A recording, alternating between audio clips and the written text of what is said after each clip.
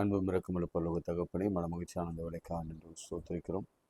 நாங்கள் நிற்பதும் நிர்மூலமாக முடிப்பதும் கர்த்தருடைய கிருபையே. உடைய இறக்கங்களுக்கு முடிவில்லை, அவை காலைதோறும் புதிதாக இருக்கிறதுக்காக ஸ்தோத்திரம். அரை மணி நேரமாக கர்த்தருடைய பாதத்திலே நான் தினந்தோறும் அமர்ந்திருக்கிறது எங்களுக்கு கிடைக்கப்பட்ட பெரிய பாக்கியம்.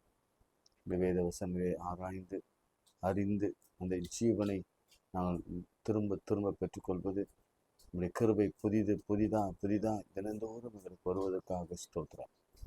கடந்த இரவிலே நீர் பாராட்டின தயவுக்காய் ஸ்தோத்திரம். இரவில் உண்டாகும் பயங்கரத்துக்கும் பகலில் பறக்கும் அம்புக்கும் இருளை நடமாடும் கொள்ளை நோய்க்கும் மத்தியானத்தில் பாழாக்கும் சங்காரத்துக்கும் நீ பயப்படாதிருப்பா என்ற வார்த்தையின்படி இல்லை நடத்துகிற தயவுக்காய் ஸ்தோத்திரம். ஆண்டவரே, கர்த்தரின் மேய்ப்பராக இருக்கிறார். எல்லாம் சொல்லுங்க, கர்த்தரின் மேய்ப்பராக இருக்கிறார். நான் மரண இருளின் பள்ளத்தாக்கில் நடந்தாலும் பொல்லாப்புக்கு பயப்பட, மரண கொடியிலிருந்து என்னை தூக்கி எடுக்கிறவர் நீர். உமது கோலும் உடைய தடியும் என்னை தேற்றும். சொல்லுங்க, நன்மையும் கிருபையும் என்னுடைய தொடரும். கர்த்தரை நான் காலத்திலும் ஸ்தோத்திரிப்பேன். கர்த்தரினை காக்கிறவர். சொல்லுங்க, கர்த்தரின் வலது பக்கத்தில் எனக்கு நிழலாக இருக்கிறேன். பகலிலே வெயிலாகிலும் இரவிலே நிலவாகிலும் உங்களை சேதப்படுத்துவதில்லை. கர்த்தர் உங்களை எல்லா தீங்குக்கும் விலக்கிக்கார். அவர்கள் ஆத்மாவை காப்பார். கர்த்தரின் போக்கிய வரத்தை மெது முதற்கொண்டு என்னென்றைக்கும் காப்பார். இவர்களிலும் ஆசீர்வதிக்கப்பட்டிருப்பார், போகையிலும் ஆசீர்வதிக்கப்பட்டிருப்பார். நீ கையிட்டு செய்கிற எல்லா காரியங்களிலும் கர்த்தர் உனக்கு சகாயத்தை ஏற்படுத்துவார். உன் கடன்கள் எல்லாம் அடைக்கப்படும் என்று சொல்லி அநேக ஆசீர்வாதங்களை தந்திருக்கிறீர்கள். உமக்கு ஸ்தோத்திரம். கணவன், மனைவி, பெற்றோர், பிள்ளைகளுக்காய் நன்றி செலுத்துங்க. வீட்டுக்காய் ஸ்தோத்திரம் பண்ணுங்க. வாகனத்துக்காய் நன்றி செலுத்துங்க. ஆபத்தெல்லாம் விபத்தெல்லாம் பிள்ளைகளை காப்பாற்றி வருகிறாரே, ஸ்தோத்திரம் சொல்லுங்க. ஆண்டவரே, வியாதி இல்லாமல் எங்களை நடத்துகிறீரே, ஸ்தோத்திரம். கடன் இல்லாமல் எங்களை காக்கிறீரே, ஸ்தோத்திரம். பண தேவைகளெல்லாம் சந்திக்கிறீரே, உமக்கு நன்றி. ஆண்டவரே, எல்லா கவலைகளையும் மனக்கவலைகளையும் சஞ்சலங்களையும் நீக்கப்படுகிறீர்கள். உமக்கு ஸ்தோத்திரம். ஆசீர்வதிங்க. இயேசுவின் நாமத்தில் ஜெபிக்கிறோம் நல்ல பிதாவே, ஆமென். சர்வ சிருஷ்டிக்கும் எஜமான நீரே. இந்த பாடலை நாம் பாடுவோம். சர்வ சிருஷ்டிக்கும் எஜமான நீரே, சர்வ சிருஷ்டியை காப்பவர் நீரே, எங்கள் இதயத்தில் உம்மை போற்றிடுவோம், என்றென்றும் பணிந்து தொழுவோம். சர்வ சிருஷ்டிக்கும் எஜமான நீரே, சர்வ சிருஷ்டியை காப்பவர் நீரே, எங்கள் இதயத்தில் உம்மை போற்றிடுவோம், என்றென்றும் பணிந்து தொழுவோம். ஆஹா, அல்லேலூயா, ஆஹா, அல்லேலூயா, ஆஹா, அல்லேலூயா, ஆஹா,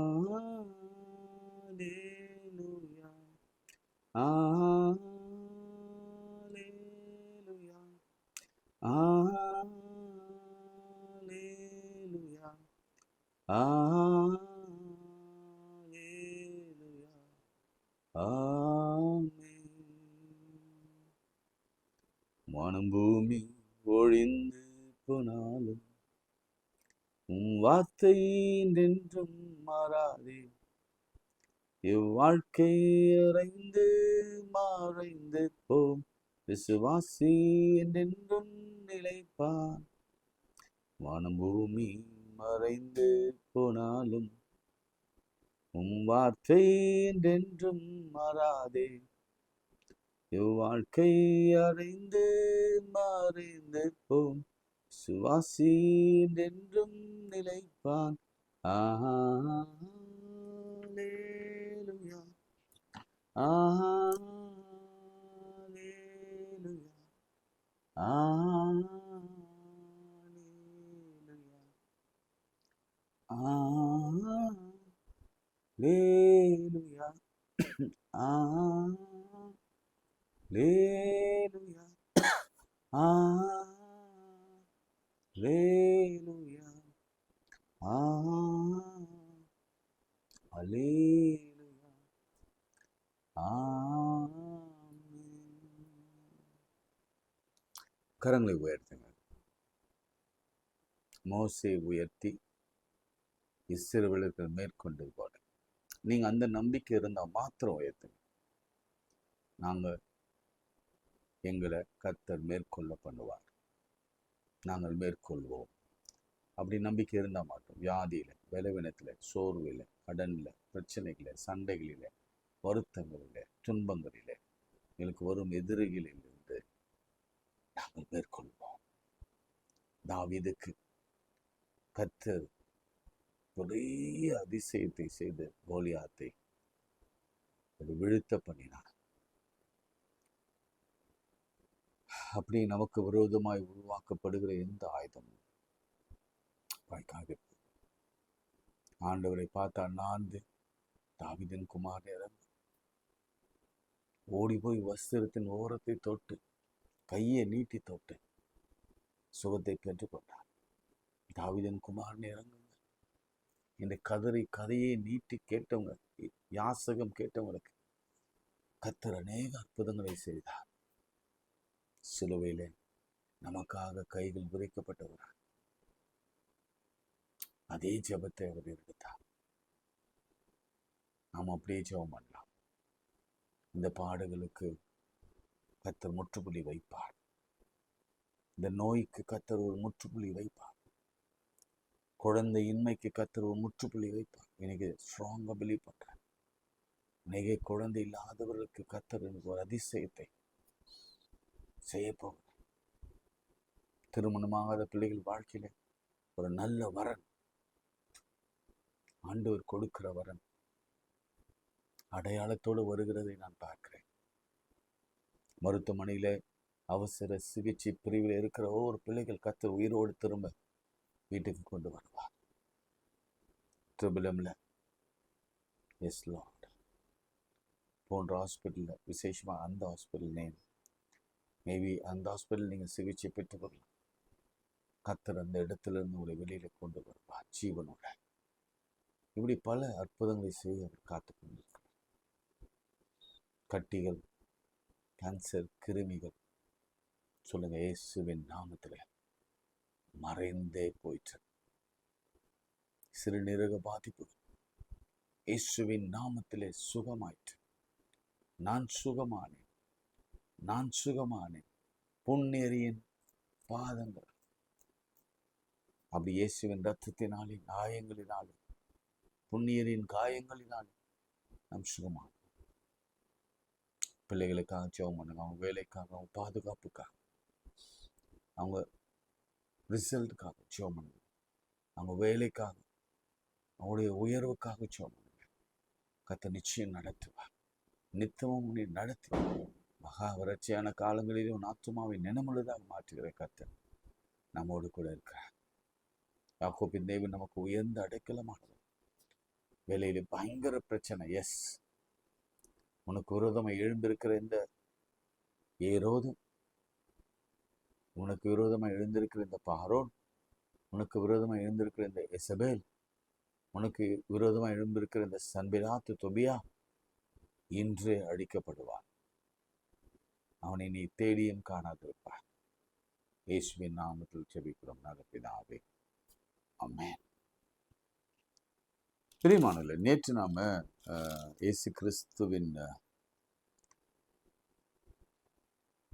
ஆசிரியர் பணியை குறித்து நாம் சிந்தித்தோம். நான் நேற்றே சொன்னேன், புதிதாக பார்க்குறவங்களுக்கு இது ஒரு சின்ன முகவரி போல. நீங்களும் வருங்காலங்களிலே கொஞ்சம் நிறைய பேருக்கு ஷேர் பண்ணுங்கள், சப்ஸ்கிரைப் பண்ண சொல்லுங்கள். இந்த செய்தியெல்லாம் உலகமெங்கும் அறிவிக்க நீங்கள் ஒரு கருவியாக பயன்படுங்க. கர்த்தர் உங்கள் மனதில் ஏவுகிறபடியே இந்த ஊழியத்திற்காக ஜெபம் பண்ணுங்கள், சப்போர்ட் பண்ணுங்கள். கர்த்தர் நிச்சயமாக உங்களையும் உங்கள் குடும்பத்தை, ஏனென்றால் இது வெறும் கட்டுக்கதையை நான் சொல்லிவிட்டு போவதே அல்ல. இதிலிருந்து ஒரு வார்த்தை கூட ஏதோ பர்சனலாகவே இருக்காது, அல்லது வெறு கதையாகவே இருக்காது. எல்லாம் பைபிளிலிருந்து வருகிற வார்த்தை தான். எனக்கு தெரிஞ்சு, என் நினைவு தெரிஞ்சு ஒரு 75-90% நான் பேசுகிறேன். ஸோ இந்த வார்த்தைகளை அப்படியே நீங்கள் எல்லாருக்கும் ஃபார்வர்ட் பண்ணுங்கள், உதவி செய்யுங்க. அதுக்கு உதவி செய்யுங்க, ஷேர் பண்ண உதவி செய்யுங்க, சப்ஸ்கிரைப் பண்ண உதவி செய்யுங்க, முடிந்தால் சப்போர்ட் பண்ணுங்கள். இன்றைக்கு நேற்று நான் எதில் முடித்தேன்னா, இயேசு ஒரு நல்ல ஆசிரியர். அவரிடத்துல பட்சபாதம் இல்லை, பார்ஷியாலிட்டி இல்லை. அந்த 12 டிசைபிள் தெரிந்தெடுத்த விஷயத்திலே நான் சொன்னேன், 20, 120, 12, 70, 120 இப்படிலாம் பார்க்கும்பொழுது அவரிடத்துல பாகுபாடு இல்லை. ஆண் என்றும் இல்லை, பெண் என்றும் இல்லை. நீங்கள் சொல்லலாம் ஏன் 12 டிசைபிள் தான் அப்படின்ட்டு. நீங்கள் லூக்காவில் நல்லா வாசித்தீங்கன்னா உங்களுக்கு தெரியும். லூக்காவில் அந்த பெண் சீடர்களுடைய பட்டியல் எல்லாம் இருக்கும். தங்களை வருமானத்தினாலே தாங்கினவர்கள், தங்களை ஆஸ்தியினாலே தாங்கின பெண்கள். அவங்க எங்கே போனாலும் வீட்டை திறந்து கொடுப்பாங்க, வீட்டில் ஒரு ஜெபம் வைப்பாங்க, ஆண்டவருக்கு சமைத்து போடுவாங்க. எங்கே போனாலும் பெண்களுடைய அந்த சீடத்துவம் தெரியும். நல்லா நீங்கள் கவனிக்கணும். ஆண்டவர் எங்கேயுமே அவர் பார்ஷியாலிட்டி பார்த்ததாக சரித்திரம் இல்லை. வயதோ அல்லது அவன் வந்து செக்யுலர் ஜாபில் இருக்கிறான், அல்லது அவன் ஃபிஷர்மேனாக இருக்கிறான், அல்லது அவன் டேக்ஸ் கலெக்டராக இருக்கிறான், பாவம் செய்து அவன் வந்து பிரைப் வாங்குறவனாக இருக்கிறான், அவன் செலட்னா தீவிரவாதியாக இருக்கிறான். நம்ம ஊரில் நிறைய தீவிரவாதிகளாக இருக்கிறான்ல, குழுக்கள்லாம் இருக்குல்ல, அந்த மாதிரி ஒரு தீவிர மதவாதியாக இருக்கலாம். எப்படி வேணா இருக்கட்டும், ஆண்டவர் அவனை எடுத்து பயன்படுத்துவார். ஆமென். உங்கள் குடும்பத்தில் கூட ஒரு வேலை இப்படிப்பட்டவங்க இருப்பாங்கன்னா, வித்தியாசமானவங்க ஒரு மருமகனாக இருப்பாங்கன்னா, மருமகளாக இருப்பாங்கன்னா, ஏன் பிள்ளைகளாக இருப்பாங்கன்னா, அல்லது பேர பிள்ளைகளாக இருப்பாங்கன்னா, மாமனாராக இருப்பாங்கன்னா, ஆண்டவர் பயன்படுத்தும்படியாக நாம் ஜெபம் பண்ணலாம். அவர்களே அவர் அழைப்பார், ரட்சிப்பார். அவர்களையும் ஒரு சிறந்த மாணாக்கனாக அவர் யாரையும் அவர் புறம்பே தள்ளுவதில்லை. வருத்தப்பட்டு பாரம் சுமக்கிறவில்லை, எல்லாரும் இடத்தில் வாருங்கள் என்று சொன்னார். ஸோ எல்லாரும் அவருடைய டிசைப்பிளாக நம்ம போக ஆயத்தமாக இருக்க வேண்டும். நாங்கள் ஞானஸ்தானம் கொடுக்கும் பொழுது ஒரு காரியத்தை சொல்லுவோம். அதுக்கு நீங்கள் கவனிச்சீங்கன்னா தெரியாது, பிள்ளை பெற்றவங்க அந்த ஆர்டர் ஆஃப் சர்வீஸ் நீங்கள் கவனிச்சின்னா உங்களுக்கு தெரியும். முழுக்கு ஞானஸ்தானமோ, சிறுபிள்ளை ஞானஸ்தானமோ, பெரியவர் ஞானஸ்தானமோ, இதில் அச்சிடுக்கப்பட்டிருக்கிற அந்த ஆர்டர் ஆஃப் சர்வீஸில் இப்படி தான் இருக்கும். பிதா குமாரன் பரிசுத்தாவின் நாமத்தினாலே உங்களுக்கு ஞானஸ்தானம் கொடுக்கிறேன் சொல்லிட்டு சிலுவின் அடையாளத்தை நெற்றியிலே வரைந்து, நல்ல கவனிங்க, அவங்களுக்கு ஒரு முத்திரை போடுறோம். சிலுவையின் அடையாளம் இயேசு கிறிஸ்துவின் இரத்தத்தை முத்திரை போட்டு, இயேசு கிறிஸ்துவின் உண்மையுள்ள தொண்டராக அவன் இருப்பானாக. குழந்தையிலேருந்தே சொல்வோம், உண்மையுள்ள தொண்டனாக. வயது வந்தவர்களும் சொல்லுவோம், உண்மையுள்ள தொண்டனாக. எல்லாரும் அவருடைய சீஷர்கள் தான். நீங்க தெரிஞ்சோ தெரியாமலோ உங்க பேப்டிசத்துல நீங்க அவருக்கு சீடராக மாறிட்டீங்க. ஐயா நான் கமிட்டே பண்ணல, கவலைப்படாதீங்க. அபிஷேகம் பண்ணப்பட்ட ஆயர்கள் உங்க பிள்ளைகள் தலைமையில உங்க மேல கையை வைத்து அவங்களுக்கு சொல்லியிருக்கிற காரியம் என்ன? நீங்க உண்மையுள்ள தொண்டராக. அல்லது ஆண்டவர் அந்த ஓமையில சொல்லுவார், உண்மையும் மொத்தமுள்ள ஊழியக்காரனே. அவருடைய ஊழியக்காரனை பற்றி அவருடைய சீடர்களை பற்றி சொல்லுவார். அவருக்காக ஊழியம் செய்தவர்களை பற்றி சொல்லுவார். அவரிடத்திலிருந்து கொண்டவர்களை பற்றி சொல்லுவார். என்னுடைய இளைப்பாறுதலுக்குள்ளே நீங்க பிரவேசிங்க. உங்களுக்காக ஆதியிலிருந்து வைக்கப்பட்டிருக்கிற அந்த ரிவார்டை நீங்க பெற்றுக்கொள்ளுங்க. இந்த உலகத்திலேயே தான் நான் சொல்றேன், ஏதோ பரலோகத்துல அல்ல. எப்பெல்லாம் ஆண்டவருடைய தொண்டராக நீங்க மாறுவீங்களோ, அல்லது ஸ்டூடெண்டா மாறுவீங்களோ, மாணாக்களாக மாறுவீங்களோ, நீங்க அந்த ரிவார்டுக்கு பாத்திரவராக இருக்க. நல்ல ஆசிரியர் நம் கைகளிலே அவர் விருது கொடுப்பார். நேற்று என்ன சொன்னேன், அப்பதான் முதல் போதகர் கர்த்தர்.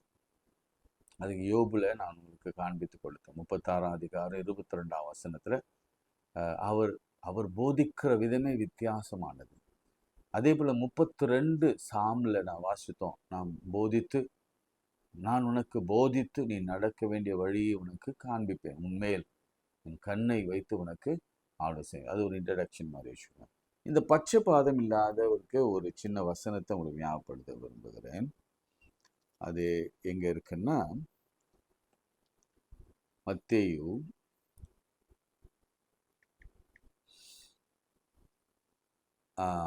22ஆம் அதிகாரம் 16ஆம் வசனம். நல்லா கவனிச்சுக்கோங்க. கொஞ்சம் ஷார்ட்டாக நம்ம இனிமேல் போகலாம். ஒருவேளை நம்ம ரொம்ப நீளமாக போகிறதுனால நிறைய பேர் பார்க்க மாட்டாங்களோ என்னமோ தெரியல. இன்னைக்கு நம்ம ஷார்ட்டாக முடிச்சுடுவோம். 22:16. தங்கள் சீஷரையும் ஏரோதியரையும் அவரிடத்தில் அனுப்பினார்கள். அவர்கள் வந்து, போதகரே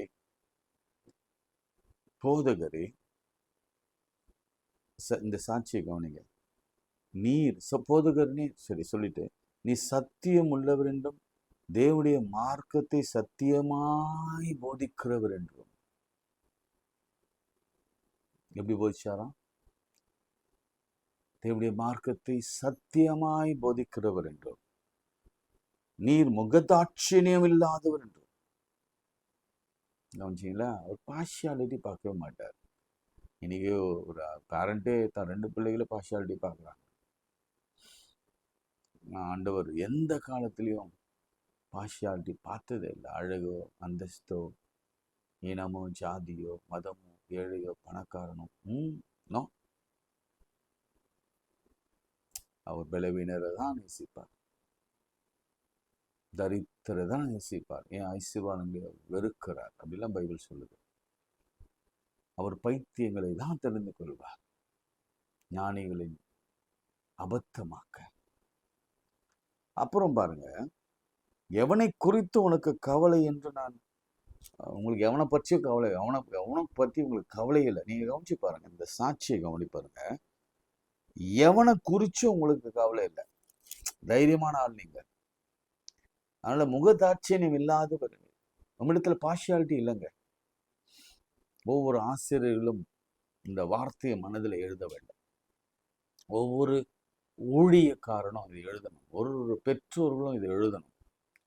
வீட்டுக்குள்ள பார்ஷியாலிட்டி இருக்கக்கூடாது. எல்லோரும் சமமா நடத்தப்பட வேண்டும். ஒருத்தருக்கு ஒரு விதமா, இன்னொருத்தருக்கு ஒரு விதமா.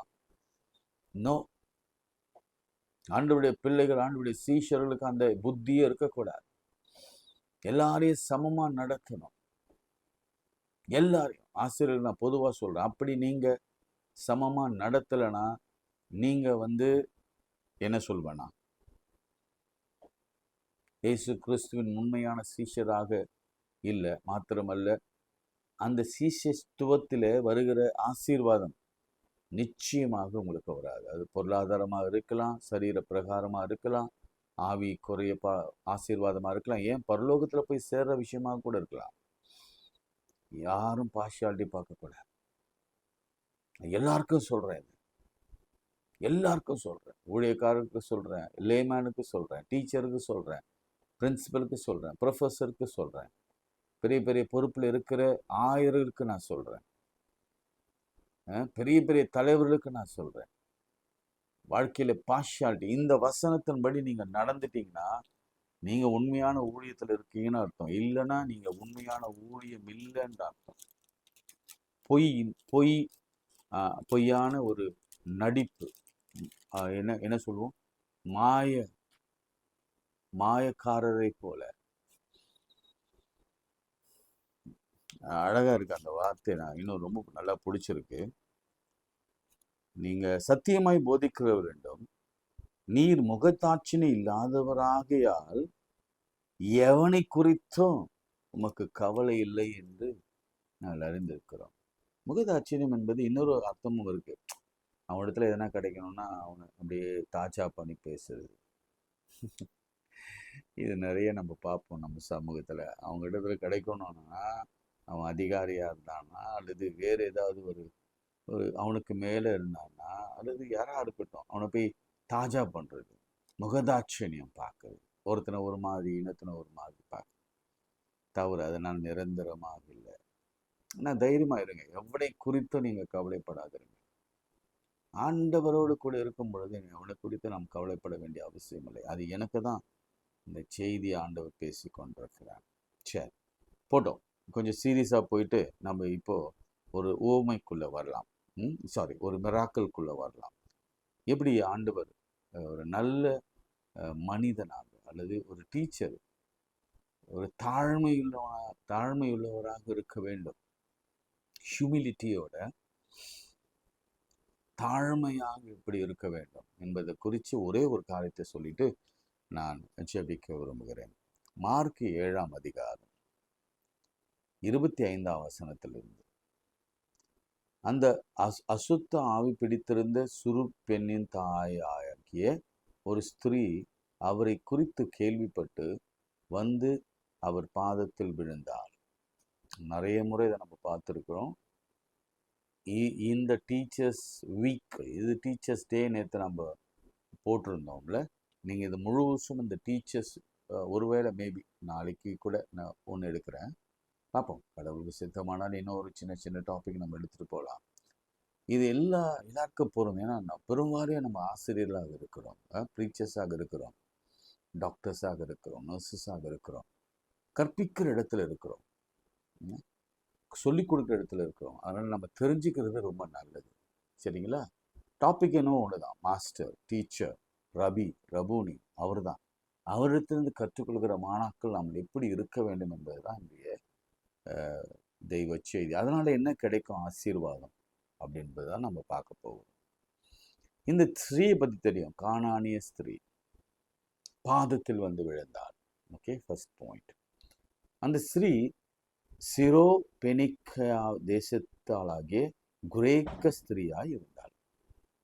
அப்போ ஆண்டவருடைய பார்வையில அல்லது உலக பார்வையில இவங்க வந்து யூத மக்கள் அல்ல, கிரேக்க இனத்தை சேர்ந்தவங்க.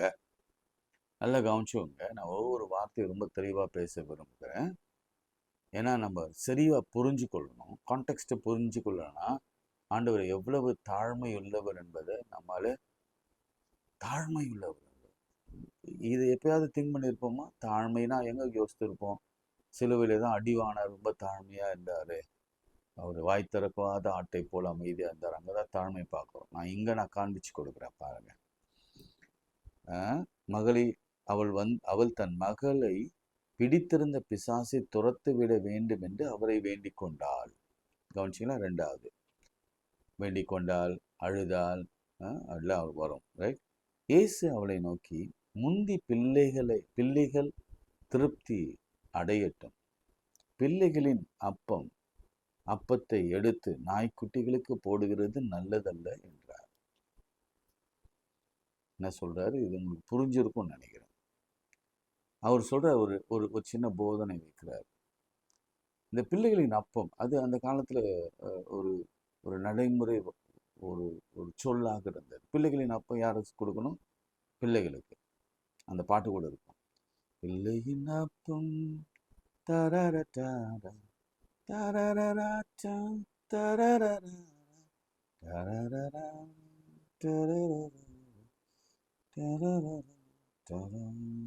நினைக்கணும். அதுவா இருக்குமோ? பிள்ளைகளின் அப்பம். சரி, ஓகே. நீங்க அந்த பாட்டு தெரிஞ்சா எனக்கு எழுதி அனுப்புங்க. இப்போ ஒரு டீச்சிங் நடக்குதுங்க. என்ன டீச்சிங் நடக்குது? இங்க டீச்சர் வந்து இயேசு கிறிஸ்து. கற்றுக் கொடுக்கிற மாணவி யாருன்னா கிரேக்க பெண்.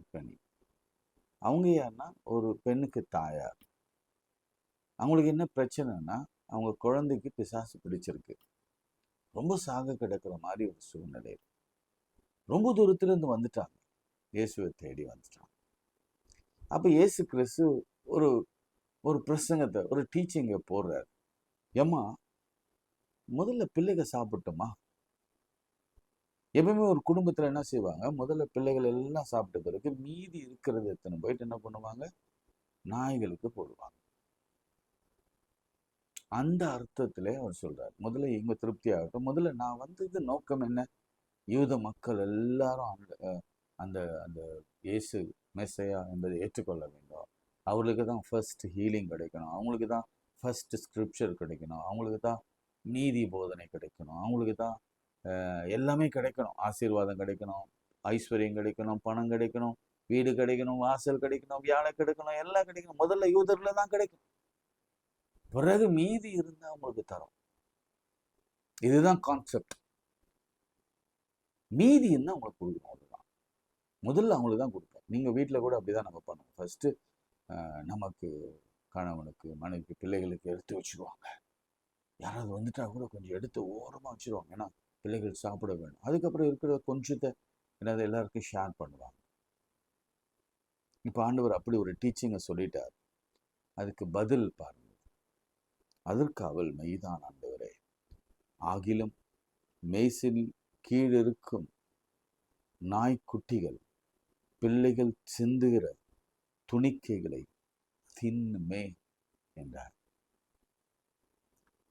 நீங்க மத்தேயுக்கும் இதுக்கும் நிறைய வித்தியாசம் இருக்கு. அதுல நீங்க கொஞ்சம் படிச்சு பார்த்து உங்களுக்கு அந்த வித்தியாசத்தை எழுதி வச்சுக்கோங்க, மனசுல எழுதி வச்சுக்கோங்க. இது சொல்றாரு, மேய்சில எல்லாம் உட்காந்துருக்காங்கப்பா. நம்ம சொல்றாங்க, ஆமா ஆண்டவரே மெய்தான், நீங்க சொல்றது உண்மைதான், மேய்சில எல்லாம் உட்காந்துருக்காங்க, பெரியவங்க ஒழுங்கா சாப்பிட்றாங்க, ஒரு பருக்க கூட சிந்தலை.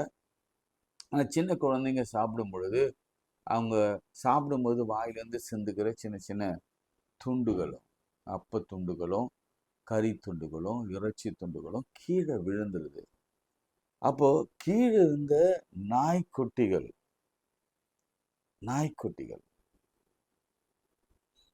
அதை தின்னுமே என்றார். இப்போ ஒரு ஆசிரியர் பாடம் நடத்துறார். ஒரு மாணவன் எழுந்து நின்று, என்னங்க ஐயா இப்படி சொல்லிட்டீங்க, சரி விடுங்க பரவாயில்ல, ஆனா இந்த கீழே விழுற சின்ன சின்ன துணிக்கைகளை அதை தின்னுமே, நாய்கள் தின்னுமே, அதுல உங்களுக்கு ஏதாவது பிரச்சனை இருக்கா அப்படின்னு கேட்கிறான்னு வச்சுக்கோங்களேன். நமக்கு இருந்தா எப்படி இருக்கும், கோபம் வரும்ல. நான் உங்ககிட்ட கேட்கிறேன், இயேசுவிடத்துல இப்படி ஒரு கேள்வியை நீங்க கேட்டிருந்தா, அவர் கோபக்காரா இருந்திருந்தா, இல்ல நான் உங்களுக்கு கேட்கிறேன், நான் உங்களிடத்துல இந்த கேள்வியை நான் கேட்டிருந்தேன், நீங்க எங்கிட்ட கேள்வி கேட்டிருந்தா, நான் சொல்றதை நீங்க மறுத்திருந்தா, அல்லது நீங்க சொல்றதை மற்றவங்க மறுத்திருந்தா, என் பைபிள் இப்படிதான் சொல்லுது, என்னோட அண்டர்ஸ்டாண்டிங் இதுதான், நான் நம்புறது இதுதான், முதல்ல பிள்ளைகளுக்கு தான் நான் கொடுப்பேன், என்னால் மாற்றிக்கவும் முடியாது. நம்ம பிள்ளைகள் ஸ்டூடெண்ட்ஸ் வச்சுக்கோங்க, ஃபார் எக்ஸாம்பிள், அவங்க வந்து ஒரு சின்ன கேள்வி கேட்குறாங்க, அந்த கேள்வி வந்து நியாயமான ஒரு கேள்வியாக இருக்கும். நம்ம ஏதோ நடத்துகிறோம்னு வச்சுக்கோங்க, ஒரு பாடம் நடத்துகிறோம், நியாயமான ஒரு கேள்வி கேட்குறாங்க, அந்த கேள்வி நியாயமாக இருந்தால் ஒரு ஆசிரியர் என்ன பண்ணுவார், என்ன செய்வார்? இந்த ஆசிரியர் என்ன பண்ணார் பார்க்கலாமா?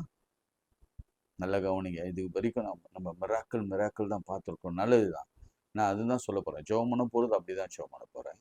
பட் இங்கே பாருங்க, அதற்கு அவள், மெய்தான் ஆண்டவரே எல்லாம் சொல்லிட்டார்ல, அப்பொழுது அவர், இயேசு, நீ சொன்ன அந்த வார்த்தையின் நிமித்தம்,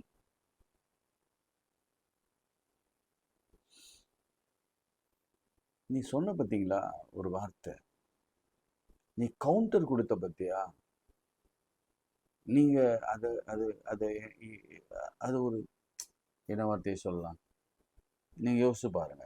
இந்த நீங்க படிச்சது ஞாபகம் இருக்கா? நீங்க யோசித்து பாருங்க. எனக்கு இது ரொம்ப வித்தியாசமா இருந்தது.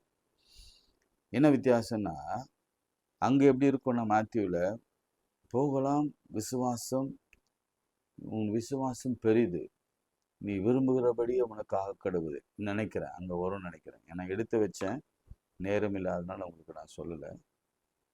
விசுவாசம் பெரிது, நீ விரும்புகிறபடி உனக்கு ஆகும். அது ரொம்ப ரொம்ப ஸ்ட்ரைட்டா இருக்கு. இங்க எப்படி இருக்குன்னா, இந்த ஒரு சின்ன விஷயத்த நீங்க புரிஞ்சுக்கிட்டீங்கன்னா, என் ஆண்டவருடைய தாழ்மையை நீங்க புரிஞ்சு கொள்ளலாம். அவர் சொல்றாரு, உன் வார்த்தையை நான் ஏற்றுக்கொண்டேன்.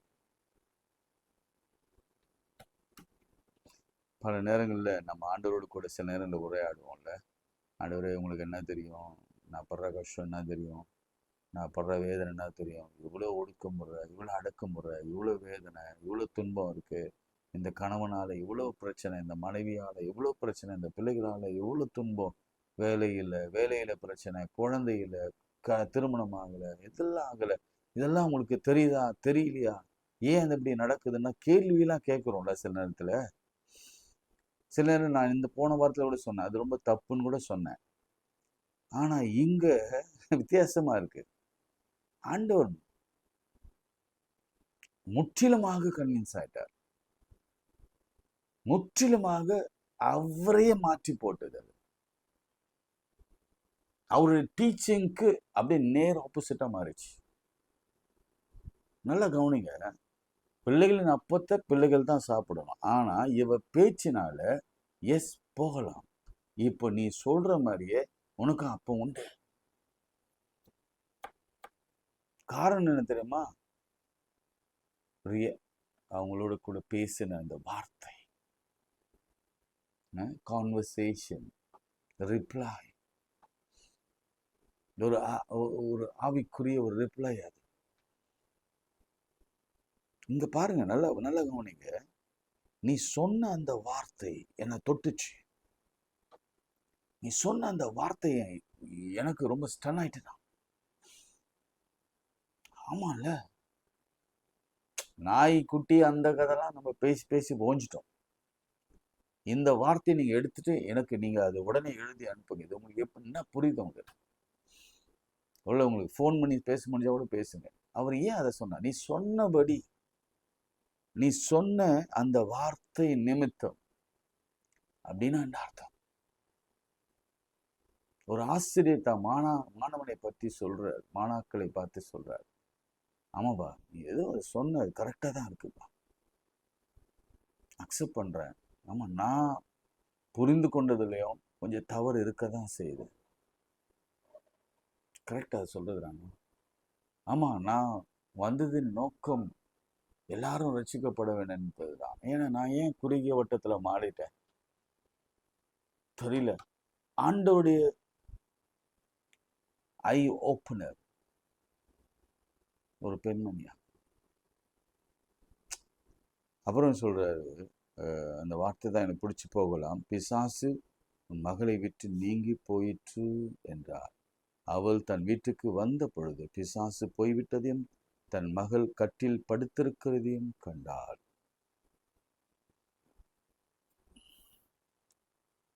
இந்த தாழ்மை நமக்கு இருக்கா? அப்படி இருந்தா நம்மை பிடித்திருக்கிற பிசாசு, வியாதி, பலவீனம், தரித்திரம், நோய்கள், கடன்கள், சிறையிருப்பு, திருமண தடைகள், பிள்ளை பேருக்கான தடைகள், நமக்கு விரோதமாய் எழும்புகிற எல்லா பிசாசின் முயற்சிகள், மனித முயற்சிகள் எல்லாவற்றுக்கும் ஆண்டவர் முற்றுப்புள்ளி வைப்பார். இவங்க கேள்வி கேட்டாங்க பாருங்க, சூப்பரான ஒரு கேள்வி. என் ஆண்டவரை தொட்டது. நம்ம சில நேரங்களில் நாம் கேட்குற கேள்வி இருக்குல்ல, நிச்சயம் ஆண்டவர் மனதை அது மாற்றும். நியாயம்தான் அப்படின்னு சொல்ல வைக்கும். நமக்குள்ள ஒரு கில்ட்டி இருக்கும்.